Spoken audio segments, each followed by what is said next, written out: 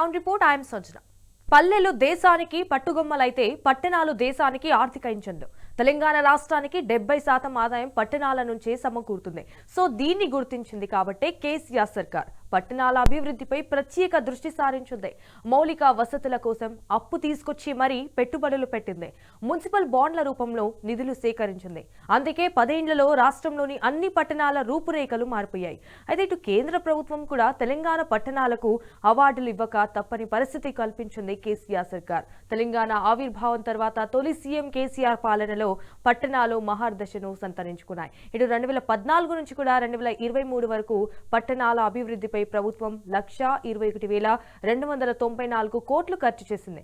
So Telangana రాకముందు దశాబ్దంలో పట్టణాభివృద్ధికి వచ్చించిన నిధుల కంటే గడిచిన 9 ఏళ్లలో 5 రెట్లు ఎక్కువగా నిధులు ఖర్చు చేసింది. ఇటు పట్టణాభివృద్ధి కోసం కేసీఆర్ ప్రభుత్వం ఖర్చు చేసిన 1,21,294 కోట్లలో కేంద్రం వాటా కేవలం 9,934 కోట్లలో తెలంగాణపై కేంద్రం కక్ష కట్టిందని చెప్పడానికి ఈ ఒక్క గణాంకం చాలేమో. తాజాగా మున్సిపల్ ఎన్నికలు సమీపిస్తున్న వేళ తెలంగాణలోని పట్టణాల దిశను చాటి చెప్పడమే ఈ కార్యక్రమం ముఖ్య ఉద్దేశం. సో అందులో భాగంగానే ఇటు మున్సిపాలిటీ నుంచి కార్పొరేషన్ దాకా ఎదిగిన మంచిర్యాల కార్పొరేషన్ రూపురేఖలను చూద్దాం. ఇన్ఫాక్ట్ మున్సిపాలిటీ ఎన్నికల వేళ ఇటు మంచిర్యాల మున్సిపాలిటీ కార్పొరేషన్ గా అప్గ్రేడ్ అయిన తర్వాత మొదటిసారి ఎన్నికలు జరుగుతున్నాయి. ఇటు నస్పూర్ మున్సిపాలిటీతో పాటు హాజీపూర్ మండలంలోని వేంపల్లి, ముల్కల, గుడిపేట, నర్సింగాపూర్ అలాగే నమునూరు గ్రామ పంచాయతీలు ఈ కార్పొరేషన్ లో విలీనమయ్యాయి. ఇలా మొత్తం 60 డివిజన్లతో కార్పొరేషన్లను ఏర్పాటు చేశారు. మంచిర్యాల మున్సిపాలిటీలో కూడా మొత్తం 1,81,000 పైచులకు ఓటర్లు ఉన్నారు. గత 10 ఏళ్ల బీఆర్ఎస్ పాలనలో అభివృద్ధిలో దూసుకుపోయిన మంచిర్యాల మున్సిపాలిటీ 2 ఏళ్ల కాంగ్రెస్ ప్రభుత్వ పాలనలో ఎలా తయారైందో మా మంచిర్యాల ప్రతినిధి ఉమేష్ అందించే గ్రౌండ్ రిపోర్ట్ ద్వారా తెలుసుకుందాం. మున్సిపాలిటీ కార్పొరేషన్గా అప్గ్రేడ్ అయిన తర్వాత నస్పూర్ మున్సిపాలిటీతో పాటు హాజీపూర్ మండలంలోని వేంపల్లి, ముల్కాల, గుడిపేట, నర్సింగాపూర్, నమ్నూరు గ్రామ పంచాయతీలు విలీనమయ్యాయి. కార్పొరేషన్లో మొత్తం 60 డివిజన్లలో సుమారు 1,80,000 పైచీలకు కార్పొరేషన్ అభివృద్ధిలో దూసుకుపోయింది. పట్టణ ప్రజల జీవన ప్రమాణాలు పెంచి వారి కనీస సౌకర్యాలు కల్పించేందుకు నాటి కేసీఆర్ ప్రభుత్వం పెద్ద ఎత్తున నిధులను కేటాయించింది. ఈ ప్రాంత ప్రజల చిరకాల వాంఛైనటువంటి మంచిర్యాల జిల్లాను ఏర్పాటు చేసి పాలన సౌలభ్యం కోసం కలెక్టరేట్లను నిర్మించింది. పేద విద్యార్థులకు వైద్య విద్యను అందించాలనే గొప్ప ఆశయంతో ప్రతి జిల్లాకు మెడికల్ కళాశాలను ఏర్పాటు చేసింది నాటి కేసీఆర్ ప్రభుత్వం.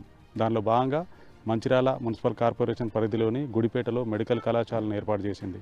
పేదలకు ఉచితంగా కార్పొరేట్ తరహా వైద్య సౌకర్యాలను అందించాలనే గొప్ప ఆశయంతో మంచిర్యాల మున్సిపల్ కార్పొరేషన్ పరిధిలో 500 కోట్లతో 450 పడకల ఆసుపత్రితో పాటు మాతా శిశు ఆసుపత్రి, టీ హబ్, 100 పడకలుగా ఉన్నటువంటి జిల్లా ఏరియా ఆసుపత్రిని 350 పడకలుగా అప్గ్రేడ్ చేసి ఆధునిక సౌకర్యాలు కల్పించింది నాటి కేసీఆర్ ప్రభుత్వం.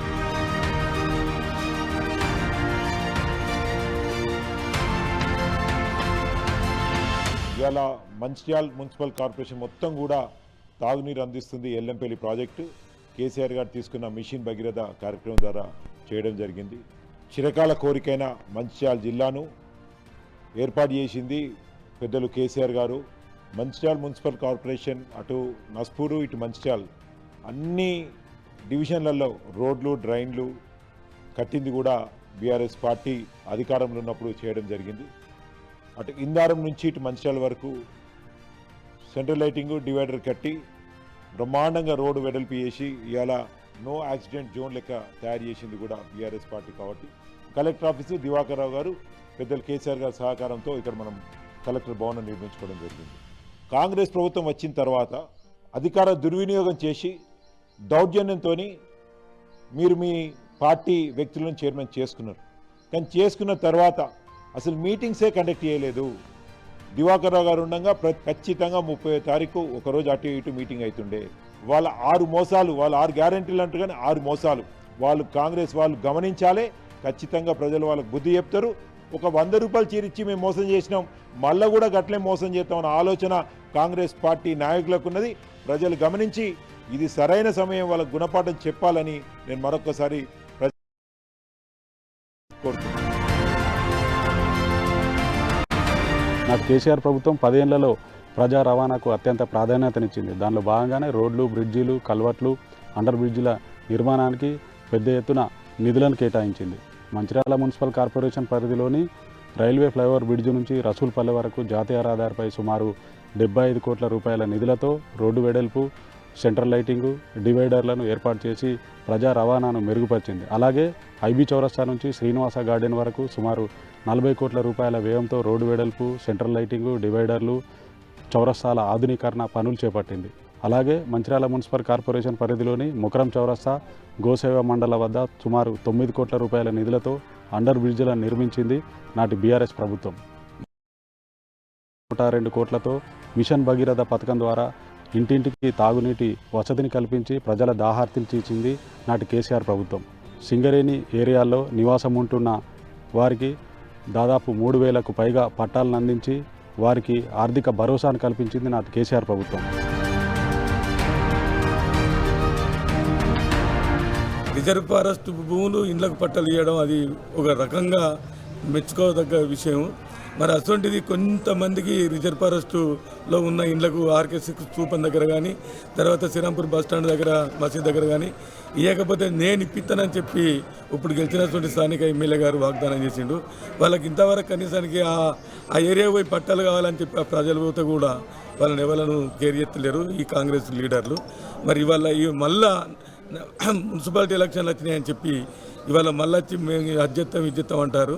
బీఆర్ఎస్ పార్టీ పెట్టించినటువంటి నిధులనే అవిడికే కొబ్బరికాయలు కొట్టారు. కానీ కొత్తగా రాష్ట్ర ప్రభుత్వం నుంచి కాంగ్రెస్ ప్రభుత్వం నుంచి ఇచ్చినటువంటి డెవలప్మెంట్ నిధులు దాదాపు ఇంతవరకు రాలేదు.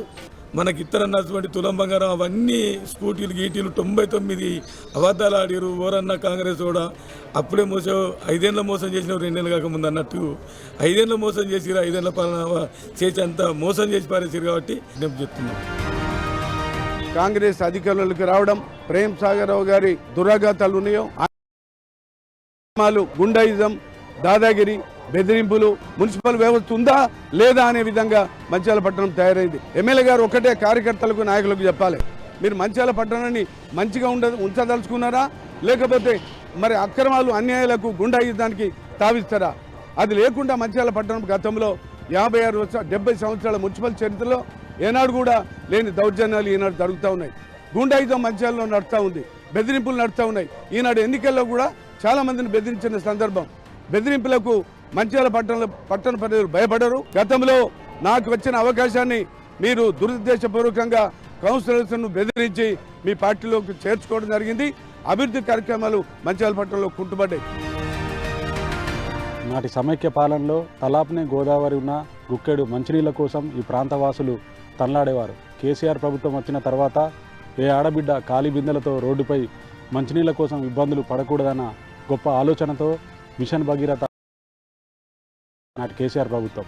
అందులో భాగంగా శ్రీపాద ఎల్లంపల్లి ప్రాజెక్టు వద్ద 420 కోట్లతో ఇంటెక్వెల్లు నిర్మించి మంచిర్యాల మున్సిపల్ కార్పొరేషన్తో పాటు పలు ప్రాంతాలకు మంచినీళ్లను సరఫరా తీర్చింది.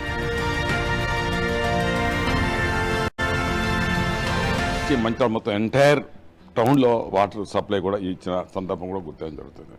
చిరకాల కోరిక మన జిల్లా దాదాపు 55 కోట్ల జిల్లా ఏర్పాటు చేసుకున్నాం. 515 కోట్లతోటి బ్రహ్మాండంగా మెడికల్ కాలేజ్ మన దాదాపు ఆల్మోస్ట్ కంప్లీట్ పనిచేస్తున్న సందర్భాలు.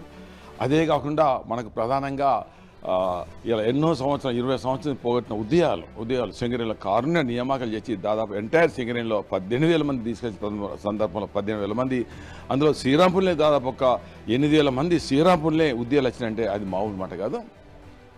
అనాదిగా కోరుతున్న సింగరేణి ప్రాంతంలో వాళ్ళకి ఇళ్ల పట్టాల విషయంలో గతంలో ఎన్ని ప్రయత్నాలు చేసినా కానప్పటికీ కేసీఆర్ నాయకత్వాన 3,300 మందికి పట్టాలు ఇవ్వడం జరిగింది. ఇలా తిలక్ నగర్ నుంచి ముకరం చౌరస్తా వితిన్ ద 2 minutes వస్తుందంటే అండర్ గ్రౌండ్ వల్ల అక్కడ భూమి వాల్యూ పెరిగింది, ఇంటి కిరాయిలు పెరిగినాయి, ఎందరో అక్కడ నివాసం ఉంటుందంటే అదొక ముఖ్య కారణం మాట కూడా చెప్పడం జరుగుతుంది. ఇది ఇలా బైపాస్ రోడ్ అనేది వేలాది వెహికల్కి ఎంతో ఉపయోగపడుతున్న మాట కూడా ఇందులో చెప్పడం జరుగుతుంది.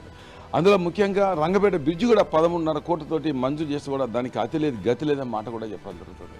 పడతంపల్లి లిఫ్ట్ ఒక 10,000 ఎకరాలకు మరి హరీష్ రావు గారితో ఫౌండేషన్ చేస్తే అది కూడా క్యాన్సిల్ చేసిన మాట కూడా చెప్పడం జరుగుతుంది. మంచిర్యాల టు అంతరం బ్రిడ్జ్ 164 కోట్లతోటి మంజూరు చేసి పనులు మొదలుపెట్టే సందర్భంలో అతను ప్రభుత్వం వచ్చిన తర్వాత ప్రేమ్ సాగర్ గెలిచిన తర్వాత ఆ బ్రిడ్జి కూడా మరి క్యాన్సిల్ చేసిన అంటే ఎంత దుర్మార్గం ఒకసారి దృష్టిలో పెట్టుకోవాలి.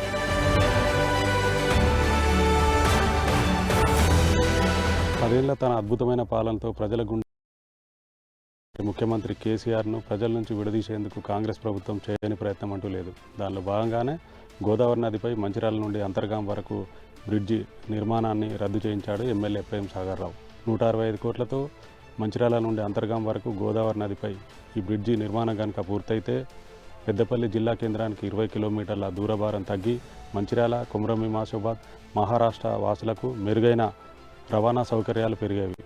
దీంతో ఈ రవాణా సౌకర్యాలు పెరిగి మంచిర్యాల జిల్లా కేంద్రం ఇక్కడ నాటి సీఎం కేసీఆర్కు పేరు వస్తుందోనన్న అక్కస్తో కాంగ్రెస్ ప్రభుత్వం అక్రమంగా బ్రిడ్జి నిర్మాణాన్ని అడ్డుకుందంటూ స్థానికుల్లో ఆగ్రహం వ్యక్తమైంది. 2 ఏళ్ళు అవుతుంది ప్రభుత్వం వచ్చి. 2 ఏళ్లలో కార్పొరేషన్ను డస్ట్ పట్టించినటువంటి ప్రభుత్వం ఇది.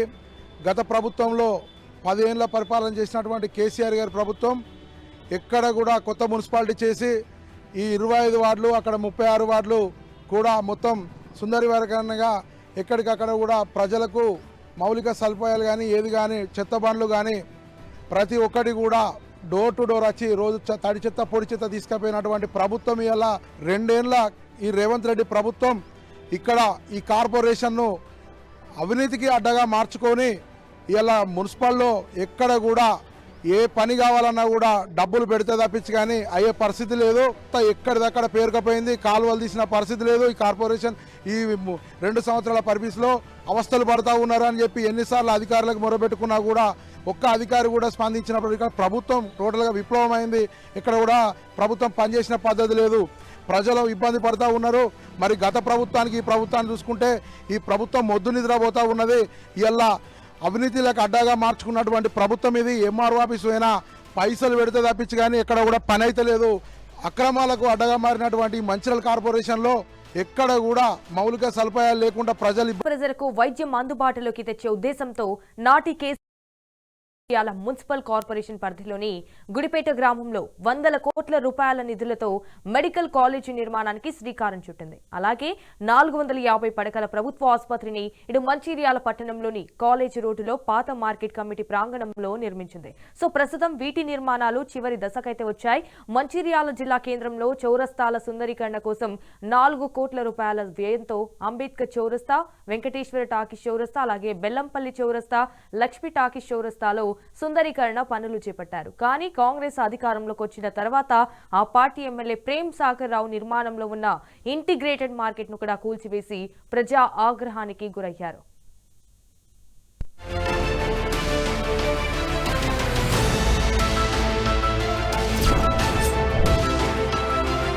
పట్టణంలో రోడ్లపై కూరగాయలు మాంసాలందరూ ఒకచోట విక్రయాలు జరిపితే ప్రజలకు సౌకర్యంగా ఉంటుందన్న ఉద్దేశంతో నాటి కేసీఆర్ ప్రభుత్వం ఇంటిగ్రేటెడ్ మార్కెట్లకు శ్రీకారం చుట్టింది.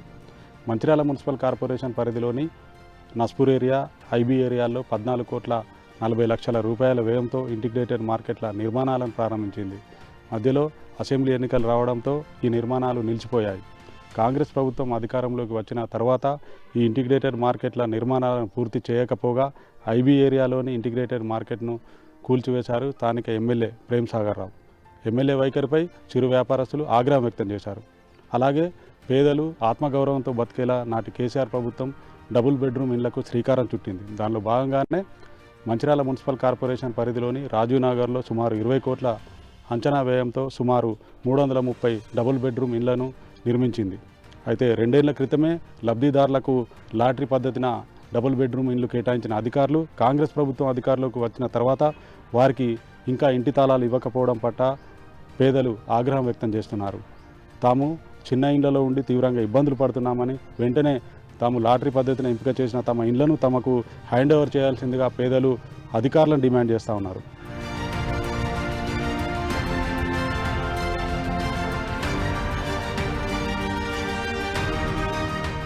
మున్సిపల్ వ్యవస్థ ఉందా లేదా అనే విధంగా మంచిర్యాల పట్టణం తయారైంది. నీటి వ్యవస్థ లేదు, లైటింగ్ వ్యవస్థ లేదు, పరిశుభ్రత లేదు. మీరు ఒకసారి ఆత్మవిమర్శ చేసుకోవాలి. ఈనాడు మీ ప్రభుత్వం అధికారంలోకి రావడానికి ఎన్నో హామీలు, దొంగ హామీలు ఇచ్చారు. ఒకటి కూడా నెరవేర్చిదా? మంచిర్యాలకు అందుబాటులో ఉండి గతంలో పెద్దలు దివాకర్ గారి నాయకత్వంలో మంచిర్యాల పట్టణం కానీ నియోజకవర్గం అన్ని విధాల అభివృద్ధి చెందిన సందర్భం. మంచిర్యాల పట్టణ ప్రజలందరికీ మనవి చేస్తూ ఉన్నాం, ఇలాంటి ఆ పరిపాలన ఉండొద్దు అంటే కారు గుర్తుకు 60 డివిజన్లో అత్యధిక మెజారిటీ ఓట్లేసి మరి అందరు 60 డివిజన్లో ఉన్న అభ్యర్థులు టీఆర్ఎస్ అభ్యర్థులు బీఆర్ఎస్ అభ్యర్థులకు విజయం చేకూర్చే విధంగా ఓట్లేయాలని కోరుకుంటూ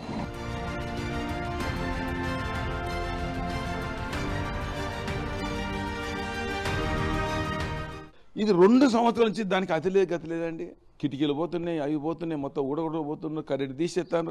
ఈ ఎమ్మెల్యే గెలిచింది దేనికోసం అండి? అంటే అక్కడ ఏం లాభం లేదనే కదా, అక్కడ డబ్బు రాదనే కదా, డబ్బు వచ్చేదేమో ఆగమేఘం చేస్తాడు, డబ్బు రాందేమో ఇడిచిపెట్టిండు. ఎందుకు చేద్దండి అది? వీళ్ళు రోజు అడుగుతుంది పాపం వాళ్ళు. 2 సార్లు మేము దరఖాస్తు చేసినాం పార్టీ పరంగా, బీఆర్ఎస్ పరంగా. అరగ ఎంత తప్ప ఎన్ని అన్యాయాలంటే చెప్పడానికి వీళ్ళు. అసలు గోదావరిలో జేసీ పెట్టి 2500 ఇసుక మట్టి తీసి ఆయన అమ్ముకున్నాడు. అది ఎట్లండి? ఒక ట్రాక్టర్ ఇసుక దొరికితేనేమో 25,000 ఫైన్, 3 నెలలు పోలీస్ స్టేషన్ అన్నాడు. మరి జేసీ మీద కేసు కాలేదు, తీసిన మీద కేసు కాలేదు. ఇది ఏంటి చెప్పండి? ప్రేమ్ సాగర్ ఆధ్వర్యంలో అన్యాయం జరుగుతుందా, దోపిడీ జరుగుతుందా? ఇది జగమైన సత్యం, నేను చెప్పే అవసరం లేదు. ఇది ఎంతవరకు చెప్పండి? ఇవాళ బ్రహ్మాండంగా అవి ఈ రోడ్లన్నీ పాత బ్రిడ్జి కాంచి మొదలు పెడితే రసూలు వెళ్తాం, కానీ ఇక్కడి నుంచి శ్రీనివాస్ ఘాట్ బ్రహ్మాండంగా మేము రోడ్లు చేసి ఇంకా 35 కోట్లు వైండింగ్ కోసం పెట్టినాను. ఐబీ నుంచి శ్రీనివాస్ ఘాట్ ఏదో 35 కోట్లు ఎంపీ గారితో ఫౌండేషన్ చేసాం, దాన్ని కూడా కుదించి 5-6 కోట్లకే చేశాడు. ఎన్ని చెప్పమంటారు చెప్పండి? అన్ని దగ్గర బెదిరించే కార్యక్రమం, సెటిల్మెంట్లు, పుష్కలంగా డబ్బులు. ఒక్కొక్క రియల్ ఎస్టేట్ దగ్గర ఎకరానికి ఎంత తీసుకుంటుంది నేను చెప్పడం కదా, మొత్తం కోడే కూస్తుంది ఇవాళ.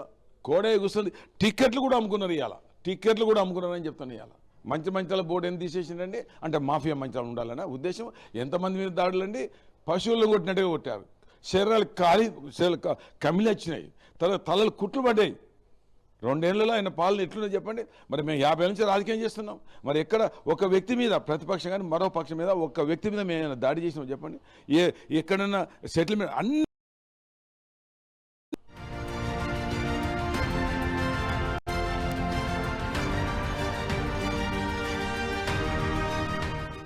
మంచిర్యాల మున్సిపల్ కార్పొరేషన్ ఎన్నికల్లో సింగరేణి కార్మికులు వారి కుటుంబ సభ్యుల ఓట్లే కీలకం కానున్నాయి. ప్రస్తుతం మనం ఏదైతే శ్రీరాంపూర్ కోల్బెల్ట్ ఏరియాలోని 35వ డివిజన్ కార్మిక వాడలో ఉన్నాం. ఇక్కడ చాలామంది సింగరేణి కార్మికులు, రిటైర్డ్ కార్మికులు, యువకులు కూడా ఉన్నారు. వారిని అడిగి పరిస్థితులు ఎలా ఉన్నాయి, క్షేత్రస్థాయిలో ఉన్నాయి తెలుసుకునే ప్రయత్నం చేద్దాం. సురేందర్ రెడ్డి గారు చెప్పండి, ఏదైతే మున్సిపల్ కార్పొరేషన్ ఎన్నికల నేపథ్యంలో సింగరేణి కార్మికులు ఈ 2 ఏళ్ల కాంగ్రెస్ పాలనలో ఏ విధంగా ఉన్నాయి, సింగరేణిలో పరిస్థితులు ఏంటి?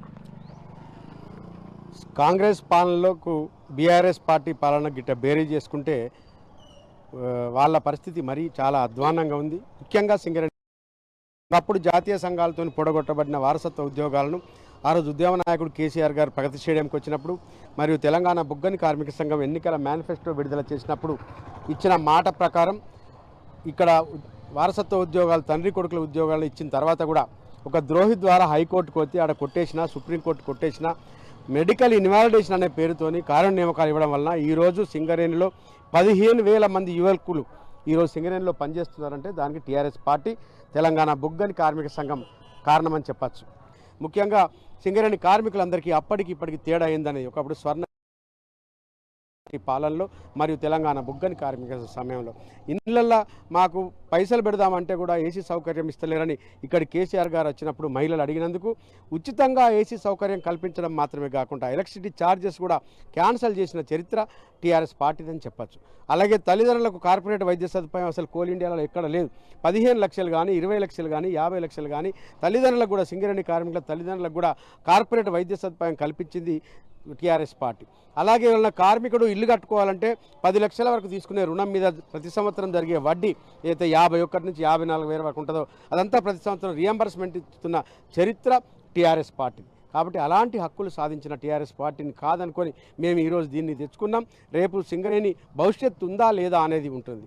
దాదాపు ఈ ప్రాంతంలో 3,300 పట్టాలు ఇవాళ సింగరేణి స్థలాల్లో ఉంటున్న వారికి ఇచ్చింది. మిగతాయి కూడా కాంగ్రెస్ ప్రభుత్వం వచ్చిన తర్వాత వాటిని పెండింగ్ పెట్టి వాళ్ళని ఇబ్బందులకు గురి చేసే ప్రయత్నం చేస్తున్నాయి. దీన్ని మనం ఎట్లా చూడవచ్చు అంటే, ముఖ్యమంత్రి అయిన తర్వాత కేసీఆర్ గారు మరి సింగరేణి ప్రాంతంలో కార్మిక వర్గానికి న్యాయం చేయాలి, వారి కుటుంబానికి న్యాయం చేయాలని ఒక సింగరేణి ప్రాంతంలో కార్మికులు ఎక్కడైతే నివాసం ఉంటారో సింగరేణి స్థలాల్లో వాళ్ళందరికీ కూడా ఒక బహుత్తరమైన కార్యక్రమం మరి సింగరేణి పట్టాలు ఇచ్చి ప్రభుత్వం ద్వారా 69, 68 జీవోల ద్వారా వారందరికీ కూడా ప్రభుత్వం రిజిస్ట్రేషన్ ద్వారా వాళ్ళందరికీ కూడా గుర్తించి ఎవరైతే ఇల్లు కట్టుకుంటారో వాళ్ళందరికీ కూడా మరి ప్రభుత్వం ద్వారా ఎంఆర్ఓ ఆఫీస్ ద్వారా మరి పట్టాలు ఇవ్వడం జరిగింది. ఇది సింగరేణి కార్మిక వర్గానికి ఒక స్వప్నం లాంటిది. ఎందుకంటే ఆ పట్టాలు ఇచ్చింది కాకుండా వాళ్ళందరికీ మౌలిక సదుపాయాలు, రోడ్లు కానీ, డ్రైనేజీలు కానివ్వండి, మంచినీటి సౌకర్యం కూడా కల్పించిండ్రు.